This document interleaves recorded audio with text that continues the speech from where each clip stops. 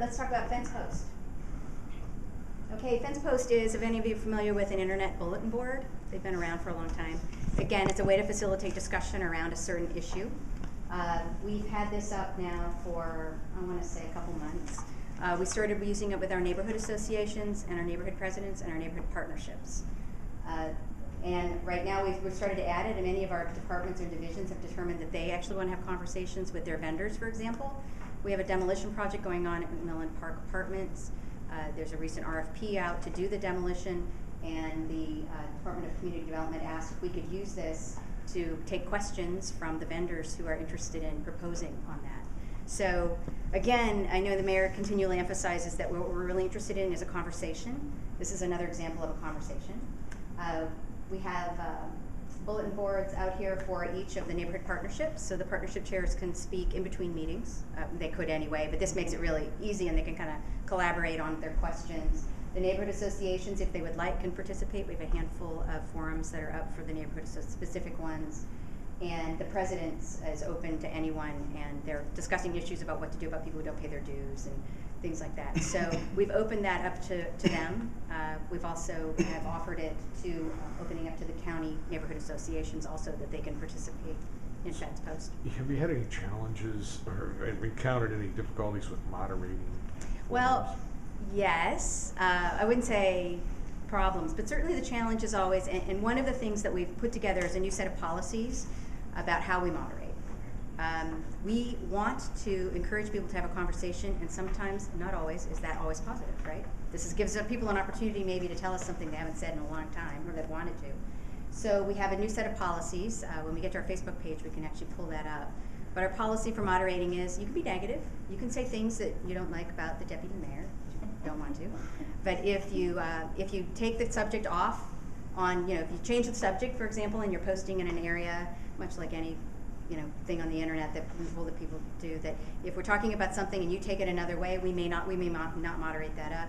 If you use profanity, if you threaten people, if you're not respectful in your criticism, then we probably won't moderate those things up. And we can actually get a copy of the policy to you so you can see it. We've been working on them, because now we're starting to use these. We're all started to ask a bunch of questions with each other, like, what's the position of a city employee when they use Facebook or post on our Facebook page? Are they posting in their official position, or are they posting as a regular, citizen of Fort Wayne? So we are working on those new policies.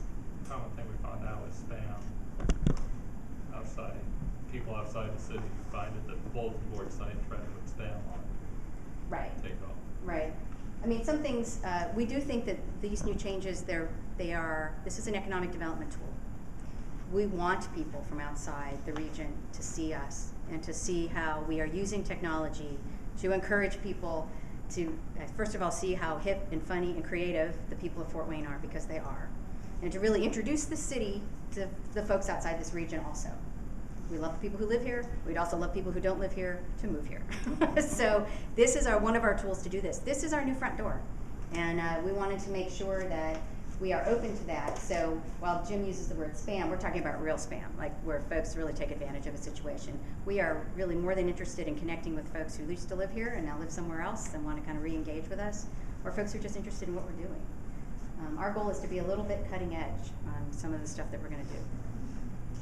I think that's it pretty much for Fence Post, right?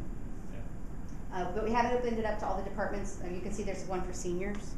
We have a seniors commission that the mayor has commissioned, and we're having conversations on there with what the needs of the seniors are in the community. Go ahead. All right, we've started a blog. Our goal is to have at least 2 or 3 iterations every week. We don't want to completely overwhelm people. You can see Bob Kennedy has written our first one. Thank you, Sandy. Bob Kennedy's Public Works folks have written our first one. This is about a lot of folks. We feel like ad nauseum, we're telling you people telling people how this works, and then people will say, how do you decide how you do streets? And so this just gives us another opportunity to kind of reach people where they're at on the internet, on Facebook, and in our blogs. And he's written a story here about how we decide which projects are chosen for repaving construction, what criteria they use, and how that gets decided. And if you scroll down the bottom, it's not just an article. That's what makes it different. People can leave a comment. And I am guessing this is of enough interest that people will leave comments. So we're looking forward to actually the discussion that starts. This just went up today. So. Do you have to register to leave comments or anything like that? Okay, you know, people register. I don't think you can be anonymous. Find out. Let's find out. Yeah, it looks like we'll let you put one in. Yeah, that's probably a policy that we need to change. We find that anonymity can create some issues. So we may ask people, they may not need to post their real name, but they might not. We probably want them to register. Ben Lanko. Yes, right. We'll know. Well, we already know his writing style. Okay, let's talk about Twitter. We have a new. Oh, we lost it. We're still working that out. Okay, the mayor is tweeting. He tweeted today, so go follow him. He had 6 followers as of this morning, and so we do have a Twitter account. It's Mayor Tom Henry. Is that okay? Okay, and then Facebook. Hopefully you're allowed to get onto that. I got it. Okay, Facebook page. It's been up for a couple weeks. We are using several features. We have almost 400 fans already, or likes, I guess they're called, for a company page. We have had some discussions on there. There have been some really interesting ones that residents of Fort Wayne have posted to kind of get people to talk. We're putting our events out there. We've got the J.K. O'Donnell's meetup out there. We've had all the community meetings for Legacy out on our Facebook page. And we are starting a discussion. One of the things that has already we felt was kind of an opportunity that people took advantage of is we had people post what proposals they were working on for Legacy Fort Wayne. And as it turns out, there was one big downtown group that was getting together to work on a bunch of them. And so they had a lot of people who actually joined because he posted it on our Facebook page. So sorry about that. One of the policies actually we are working on is we've always blocked city employees from going out to Facebook.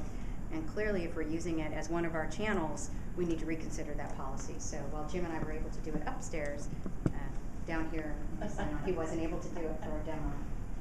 And then the last one that we're going to talk about today is the Trails widget. Thank you. Okay, we have a new, it's an iPhone app and a widget. Some of you, what a widget is if any of you have an iPhone, it looks like the little applications you download. That's kind of a shorthand way. Atos Origin, which is our IT vendor, wrote a widget for our trails. So people can go out here, and that's the page it takes you to. And if it's all green, it means every portion of our Greenway trails is passable. If it's yellow, it says that you may have some problems somewhere, that there might be water or maybe mud or that kind of thing. And if it's red, it tells you that it's flooded. So before you start out, you'll be able to, frankly, download the widget if you're interested in watching it on your iPhone. Or you can also go out to our webpage and pull the widget up, and it'll give you an idea what the status is of the trail. We plan on doing a lot more of these. They won an award for it. So we're really excited of the work that they've done. They've gotten very excited about helping us kind of implement some new ways of talking with us. Okay. And that's kind of it for the rollout.